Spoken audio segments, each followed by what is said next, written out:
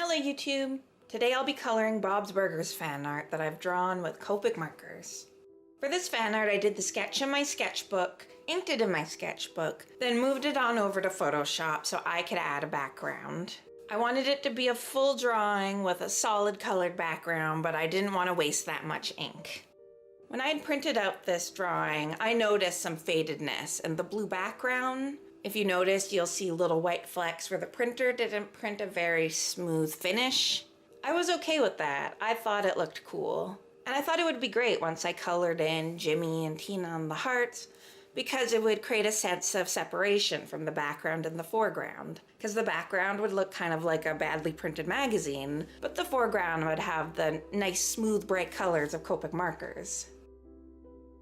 So I am super late to the party, guys. I only very recently discovered Bob's Burgers. I know, where have I been? What have I been doing? I think it's because I don't have cable anymore, so I can't see commercials for anything. I would just see pictures of it, and to be honest, the art style didn't really appeal to me. So I just wasn't very interested.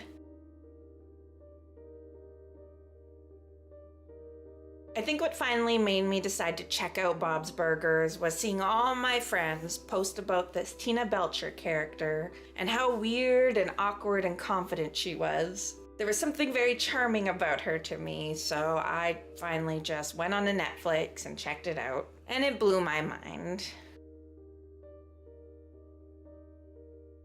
I'd say Tina Belcher is one of my favorite female characters to date.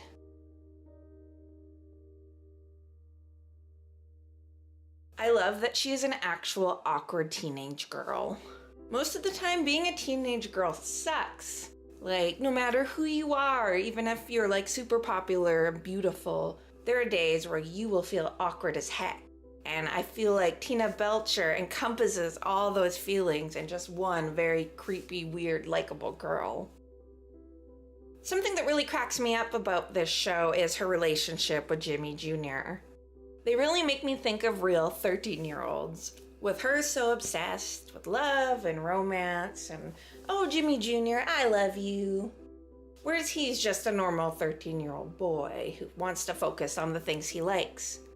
I think another draw to the Tina Belcher-Jimmy Jr. relationship is how relatable it is. I'm sure most adult women can look back on their crush from when they were 13, who they thought was so cool, and all they can think is, oh god, he was a 13-year-old boy. Who, like 13-year-old girls, are just terrible. Though no offense to any 13-year-olds, there's nothing wrong with you. It's just as you get old and jaded, you look back on how you were in the past, and things change, you know?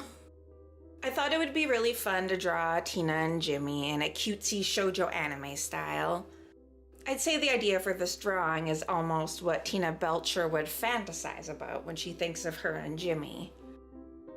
Like, I love Tina, but this Tina Belcher is way too cute to be our Tina Belcher.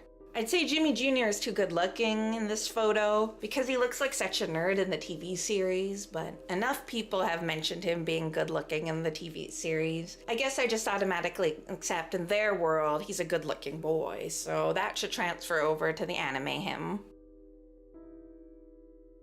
I didn't want to draw them embracing or kissing or being too lovey-dovey because that didn't seem canon enough. Having Tina just fantasizing about him seemed a little bit more reflective on the TV series.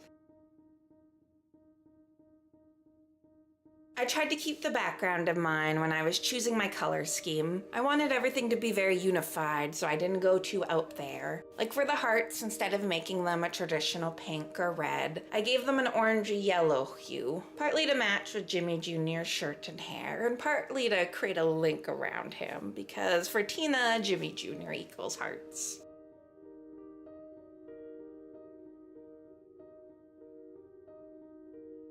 For Tina's hair, I chose a W10 marker rather than a black marker. I didn't want to risk using the jelly pen around her glasses and smearing them and making it look weird. So instead I used a W10 black, and then once that had dried, I used a 100 true black marker to outline her glasses.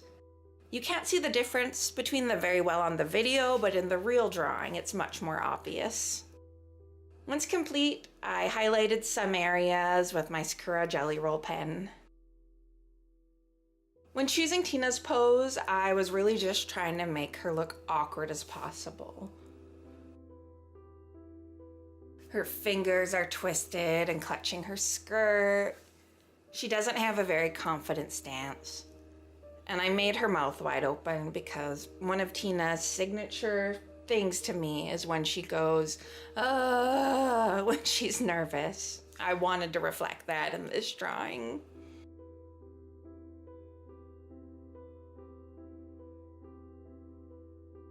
I hope you enjoyed watching this. If you did, please subscribe to my channel so you can see more and like this video.